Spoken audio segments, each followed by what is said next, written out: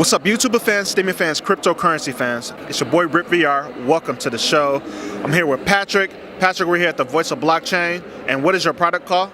So I made this product called Blockboard, and it's a financial aid authentication on a blockchain for students, distributed visas, transcripts, and it puts your financial aid on the blockchain for philanthropists to see like all the projects you've been doing. So like a student could have this thing I call a pocket, and that's part of the reason I named the company Blueberry Pockets, because I'm Blueberry, and Pockets is another nickname of mine, but also it's a thing that I wanted to create where you have like this portfolio of a decentralized ownership of all of the things you've done in school, and so you could see like the projects you've been doing and have a philanthropist be able to pay off some of your student financial aid or some wish list that you have, anything you need in order to get your project done. And we're trying to automate that process of origination fees for your financial aid. And so like when that happens, it'll be cheaper, but also you'll be able to be more visible for other people to either give you funding or to be able to contribute to a project that you want, but you can't have. Like you don't have the capital. That is amazing because I'm still paying off my student loans. Yeah.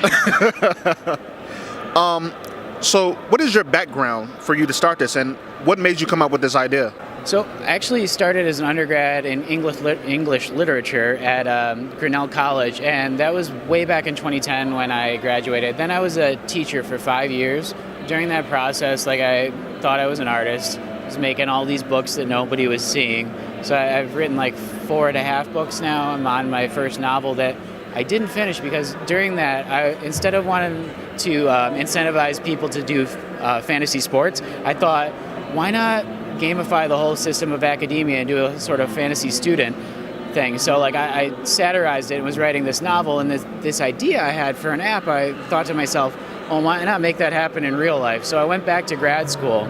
I went to DePaul for my master's in computer science, info, and network security. I learned how to code in a bunch of different languages. Then I got more into blockchain, and I realized like we could make all these things trust-based on an immutable ledger that right now it takes weeks to get your transcript. It takes weeks to get your visa.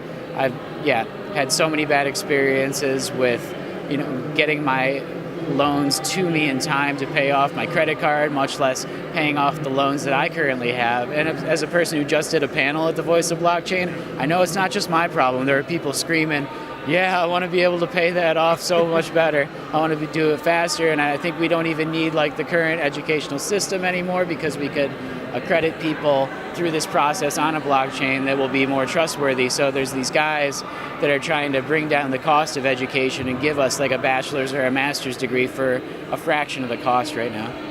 Okay, so you might change everything and disrupt this financial market.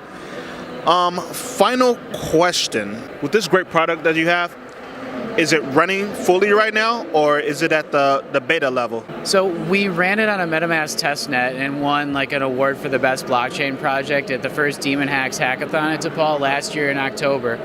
Since then, we've been trying to put together a better UI. We've got a prototype, we got a pitch deck. We're trying to get the right funding from the state or federal governments, but that's been a long, arduous process, and it's honestly more about creating good social interactions with people and a trust-based system without a blockchain, but like doing it in real life and getting like those kind of connections that can help us fund and authorize the origination fee instead of the government using it or having ourselves become a government project. And I'm not totally against that because in order to change the system, you need to be a part of it. And while there's a lot of people that say like we need a decentralized authority, there's still like a centralized authority even in a decentralized process. It's just the entirety of the network makes up that one bigger entity, and we need to change it from the inside to make that network and that entity bigger. So it does work on the back end. It has for 7 months. It stores everything like on your Ethereum address, but we're thinking about changing to a more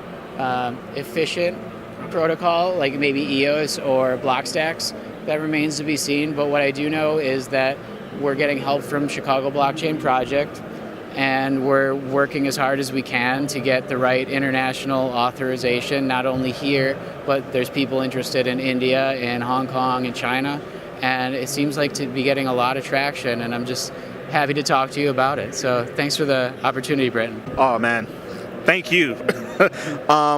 And where could people reach you or reach the platform that you're building? So you could reach me at patrick@blueberrypockets.com.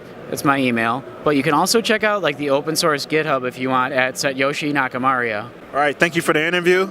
And all you guys have a good day, and all of you guys have a good night, and enjoy the crypto life.